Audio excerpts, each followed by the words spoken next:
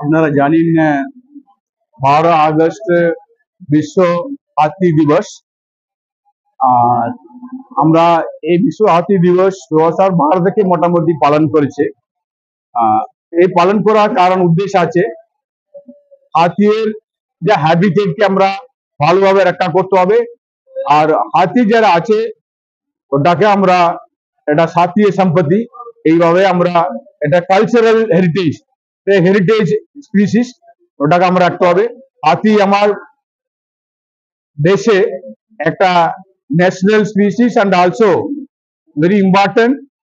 কারণ হাতি থাকলে এই জঙ্গলটা কোয়ালিটি বাড়বে, জঙ্গলের পরিমাণে বাড়বে। হাতি থাকলে জঙ্গলের বায়োডাইভার্সিটি বাড়বে, সেই জন্য হাতিকে আমরা রাখা হতে হবে। হাতি এমনি স্পিসিস, যদি ও যখন দাঁড়াবে ওই পিছনে পিছনে জঙ্গল তৈরি হবে। কারণ যখন হাতি পায়খানা দেয়, পায়খানার মধ্যে অনেক মানে অনেক সারাটা তৈরি হয়। কারণটা যখন হাতি বিভিন্ন রকম খাবার খায়, ফলটা খায়, বীজটা তৈরি হয়, ওটাকে মাটিতে যখন পড়বে অনেকটা চারা তৈরি হবে। অনেকটা যখন হাতি হেঁটে যাবে, হেঁটে যাওয়ার রাস্তার মধ্যে জঙ্গল তৈরি হবে। এটা একটা নিয়ম, এটা ইকোসিস্টেম। ইকোসিস্টেমটাকে ব্যালেন্স করার জন্য হাতি আমার বিশেষ করে দক্ষিণবঙ্গে হাতির সংখ্যাটা খুব দরকার আছে। সেই জন্য আমরা খুব মূল্যবান উদ্দেশ্য নিয়ে হাতিটাকে আমরা অনেকটা ভাবে বেছে ভালোভাবে রক্ষা করার করছি।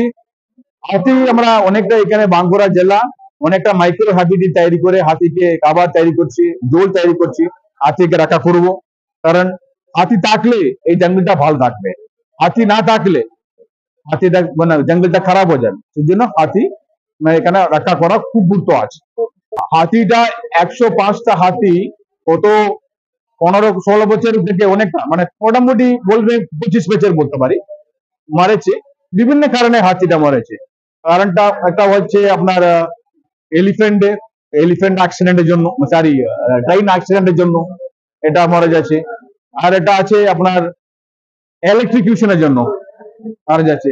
আর একটা দুটা আছে আপনারা দেখবেন আর জলের মধ্যে পড়ে গেছে, খুব বড় পুকুরের মধ্যে পড়ে গেছে, ওটা উঠতে পারছি না। আর এখানে সুইচ গেট আছে, এটা ভালো ডিভিসি ইয়ে আছে, ক্যানাল গুলি আছে, ওখানে সুইচ গেট আছে, ওখানে পড়ে গেছে।